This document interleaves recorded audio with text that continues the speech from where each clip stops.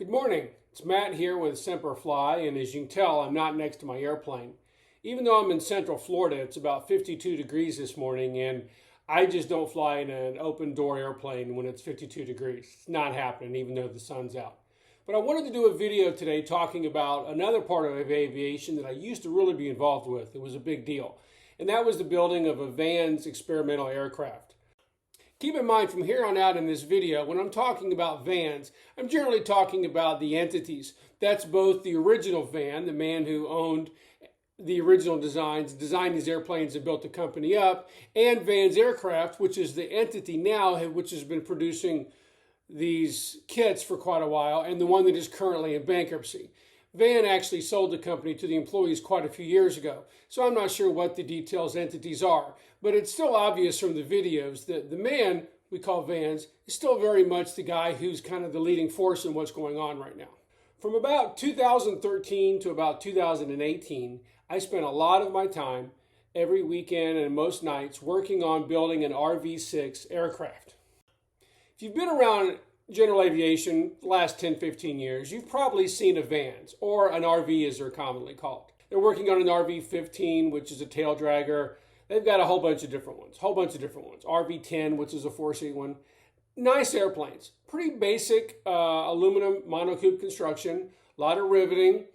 The way it worked from VANS is you bought 4 sub-kits.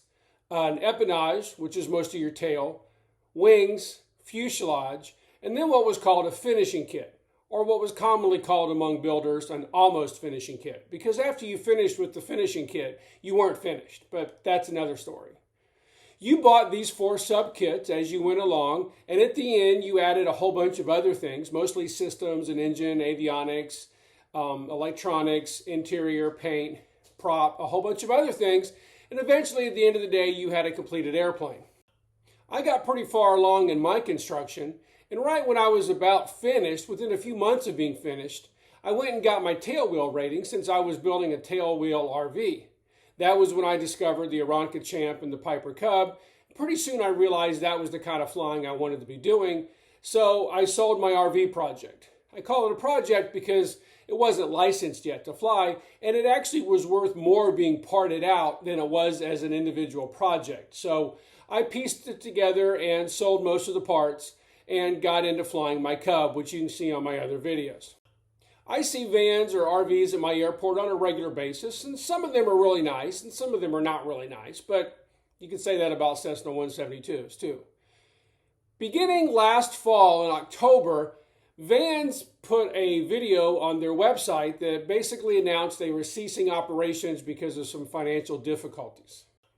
There's a web page called VANS Air Force, which is run by a builder, and it has several thousand VAN aficionados, most of them builders, who go on there and comment about the trials and tribulations of building their airplane. And I still follow the page somewhat because there's a lot of good information in there, and it's just kind of humorous sometimes watching it. A great discussion built up beginning in October when VANS announced that they were ceasing operations due to financial difficulties. So I started going back and following a lot of the discussion threads on this webpage pretty closely. And there's been a lot of news with VAN in the last 6 weeks or so I thought I'd do a video about what's going on. And if you're following this webpage, you're probably familiar with VANS. You might be curious about how the process is going to go from here, and also a few thoughts on how they got here and where I think they're going from here. In October, VAN, and I'll call him VAN, the guy who owns it and designed these airplanes, basically stated that VANS had run out of cash. Well, they had a series of problems that led them to that decision, starting back to just before COVID. The basic way that people got an RV, as I mentioned a minute ago, is you bought the 4 sub-kits. You paid a deposit, you got in line to get your sub-kit manufactured, and then they sent it to you. You worked on that a while, and then you eventually paid a deposit and moved on to the next sub-kit, and so on and so forth. There was, however, an option called Quick Build. Why a person who's interested in experimental aviation would get a quick build kit, because it seems like part of what you're doing is enjoying the process of building, but again, that's a video for another time. What VANS would do is you paid them about an extra $9,000 or $10,000. They boxed up your sub-kit, your wings, or your fuselage, and they shipped it off to the Philippines. There they had a facility where they had people that they paid, I imagine, a pretty low hourly wage to sit around and rivet together your subkit and get it about 90% complete. They then would put it in a big crate, send it to you. But they had taken a lot of the hours of riveting out of the process to speed it up, and all it took, like most problems with airplanes, all it took was money. Two problems arose out of the quick build process. One, during COVID, the shipping costs greatly increased. So vans, while they would charge you $500 or so for shipping cost, it actually was costing them quite a bit more than that to ship these kits to the Philippines and then get them shipped back and onto you. There's an old saying about airplane companies shouldn't be run by airplane people, and this is probably the case. Because Vans didn't realize that he now was basically eating into his profit to make up the extra shipping cost. If it was costing him $2,500 to do something that he was only charging the customer $500 to do, you can see where that would lead to a problem.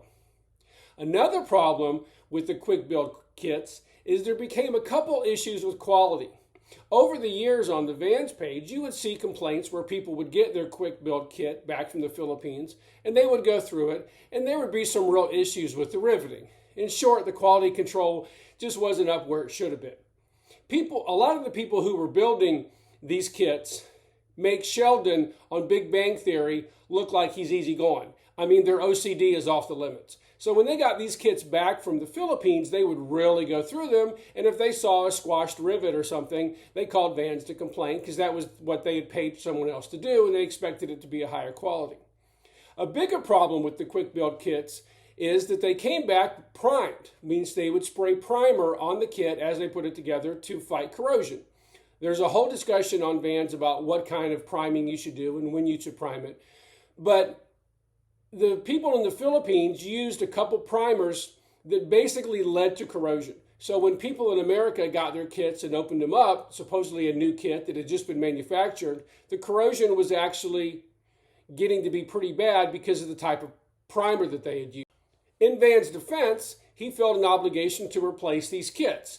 And again, that was an additional cost that he was eating. Another thing that happened is from 2019 to 2021 through COVID, the number of increase in orders for kits basically doubled. They went from around 1,200 kits a year being on order to almost 4,000.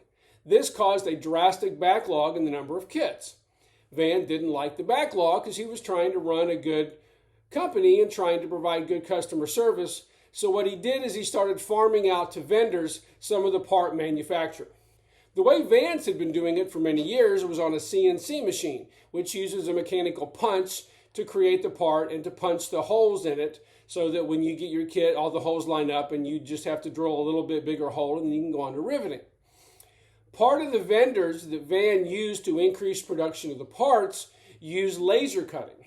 Laser uses heat to cut a hole rather than a mechanical punch. This causes changes in the qualities of the metal, and I won't get into the details, partly because I don't understand it, but the end result was the laser cut parts started getting cracks around the rivet holes that were pre-drilled. So the kit purchasers would get their wing kit, they'd pull the parts out, and they could either see cracks starting around the holes, or once they riveted the holes or deburred the holes, they saw the holes cracking.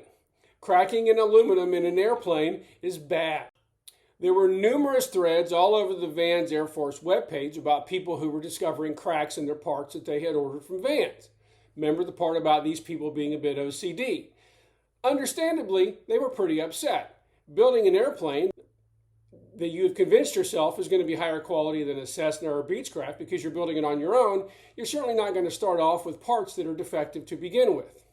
Vans, to their credit, stopped shipping parts and decided to look into the issue. They eventually came back and said, yes, there's a problem with some of these parts. And they made a very complicated spreadsheet on their webpage where you could go through and they basically categorized parts between this is a really important part that you have to change down to, well, yeah, we know this part might be cracked, but you don't really have to change it. Again, that's a whole other video about whether you should put any part that's defective on your airplane. That's not for here. In simplest terms, they created a system where a kit builder could take a part that he had sitting in his hangar that was cracked, send it back to Vans. Vans would replace it with a CNC punched part that was not defective, and you could move on. However, some of these people had been building at a good pace. So some of these parts, which Vans said must replace, are now inside of your already completed and riveted wing, or fuselage, or tail. So just saying you have to replace that part doesn't mean that there might not be hundreds of hours of labor involved in de-riveting your wing or your fuselage. And that's always going to cause some damage to the metal that you're doing it, because now the hole's bigger and you have to use different rivets when you reassemble it back together. And you're probably never going to have quite the craftsmanship on a completed airplane that you had to take parts of it and take all the rivets out to replace one part inside of it and rebuild. From reading on the Vans Air Force webpage, it seemed that the kit builders seemed to come in a couple different categories. Some of them were, well, Van's a great guy. He'll make this right. I'll wait around till I get my replacement part. Others were, well, now I have to do a whole bunch of other work, but this is a very long process. I knew it was a long process, so while I'm a little irritated, I'll go ahead and take my tail apart, get the new parts, and rebuild it. Other people, though, you could see were pretty pissed off. Going into October of 2023, Vans decided to cease operations. In a video he posted, he basically said that Vans was out of cash. And I believe him, he probably was.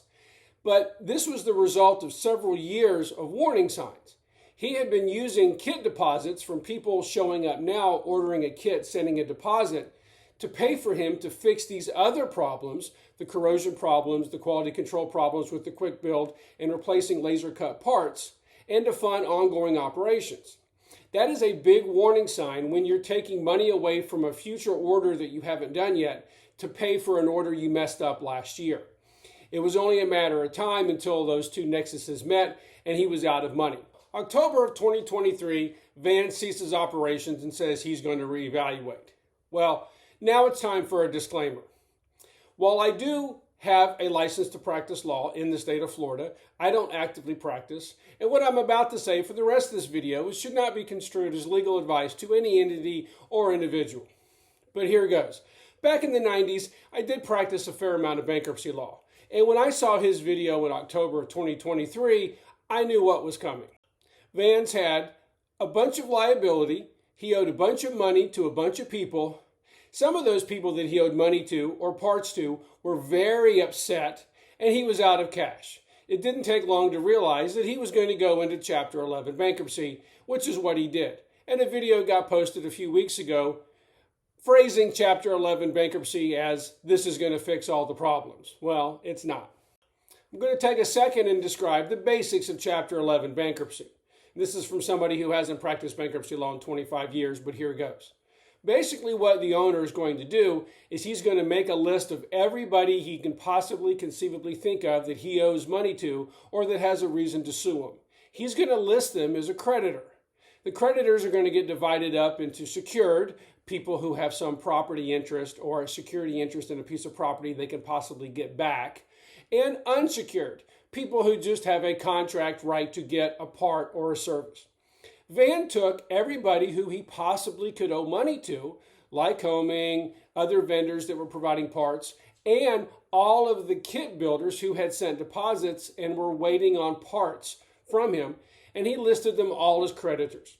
He then developed a plan, because part two, after you list creditors, is you develop a plan to get out of bankruptcy. Van's plan going forward, it has a couple of different parts. The first part is we're going to drastically increase the price of a kit. Fair enough. The man shouldn't have to sell a kit for less than it cost him to make it, and he's entitled to a profit. So the new listing for the kit prices is basically up about 30% from pre-COVID, and they've almost doubled from when I was doing this back in 2014. My RV kit, sub-kits that I build altogether was about $25,000. That amount is up to almost $50,000 now, although the kits are improved, so there is that. So what does this mean for somebody who sent in $10,000 to order a fuselage kit a year ago, and they've been waiting for it? Well, what that means is Van has come to them and said, here is your new price for your fuselage kit. and it might be significantly higher. If you're somebody who, say, you built your tail and you're lucky you don't have any laser cut parts in it, and you send in $10,000 for your fuselage kit and you're waiting on it, well, you just have the choice of continuing to build your RV at the new, improved, higher price. You're still going to get the RV you want. It's still going to be a nice airplane. You still can enjoy building it. And if you went into this process worried about cost, you probably shouldn't have started building an RV in the first place. However, you are going to be upset. You can say, hey, I signed a contract with you to provide this service at this price, and now in the middle of it, you come out and said, well, the price is totally different, but that's life. If you do that, you can just choose to pay the increased price. Van says he's got a plan to start shipping kits again without the laser cut problem and all that, and you can continue on building your airplane. However, if you're one of the people that says, no, I signed up for it at this price, and I don't really want to do it at the new price, then what Vans has said is you can ask for a refund of your kit price that he's no longer going to comply with the contract for. However, you might not get that deposit back, because if you ask for your refund of a deposit, you basically get lumped into the list of unsecured creditors along with the thousands of other people by Vans who were owed money. And the chances of you getting your full deposit back are, in my opinion, not going to happen. You're probably going to see pennies on the dollar. If you just got a tail and you're out a couple $1,000s and you decided you don't want to do this, not a big deal. But what about the person who's got $75,000 invested in their RV8 so far, and they still need what they thought was another $20,000 in parts, that's now another $50,000 in parts? Well, that's quite a bit to chew off. And in reading the Vans Air Force page, there's a lot of people who were pretty pissed off. From reading over at Vans Air Force page, it seems that there are some people that are somewhat delusional, in my opinion. There's actually a group of people on there that are thinking of sending money in to some version of the Vans entity to help them through the bankruptcy process. And I say some version of the Vans entity because technically the man, who we're calling Vans, the original owner and designer of these airplanes, actually sold the company to the employees quite a few years ago. So the company, which is in bankruptcy, is actually a company that's a separate entity from Vans. So I don't know who they're sending money to. There are also some people on the page that I think haven't decided what they're going to do. They're not really crazy about paying the new improved prices, but they realize that if they back out at this point, the monies they've already paid are just going to be in the line of a bunch of other unsecured creditors. They might or might not ever see pennies on the dollar from that again. I really enjoyed building my Vans. It was great. It was fun tinkering and riveting and working out the ability to scavenge parts where you could. I learned a lot about airplane construction. I learned a lot about getting an engine and tearing it down and rebuilding it. I learned that when you build the airframe of an airplane, you're only about 50% done because you get into the systems of electronics and avionics, and that was a lot more work than I thought. So I really enjoyed the process. And if you went into it to enjoy the process, then hopefully you'll continue enjoying the process even though at a higher cost, and you can still get the airplane you've always wanted to have. Vans wasn't perfect. I had some real problems with some things in the plans, and sometimes they could be difficult to deal with. And over at Sun and Fun, they always had a couple demonstrators, and I tried to talk to a couple of the salesmen and even saw Van there one time, and I tried to talk to them, and I basically got told that they weren't interested in talking to me because they were just interested in selling new kits. Nobody's perfect. Everybody's entitled to have a bad day. But if you were thinking about getting into Vans, and I know AOPA has had videos and articles on this, and Kit Planes has had videos and articles on this. It's been kind of big in aviation news recently because Vans was a success story in the kit plane industry that really didn't exist prior to this. So hope this was a little bit informative. You kind of understood where Vans are. If you have a friend in a hangar who's building a Vans airplane, he's only halfway through with it, go to Dunkin' Donuts, get him a coffee, go over there, try and make him feel better, and be encouraging because he's dealing with a lot of issues right now, and how should he continue and how much is this going to cost me to continue. But hope you enjoyed that. Tomorrow might be a little warmer and I might actually get out flying, and maybe I can do a video showing me flying, which I haven't done in a couple months. If you enjoyed the video, hit subscribe and keep flying. Thanks for watching.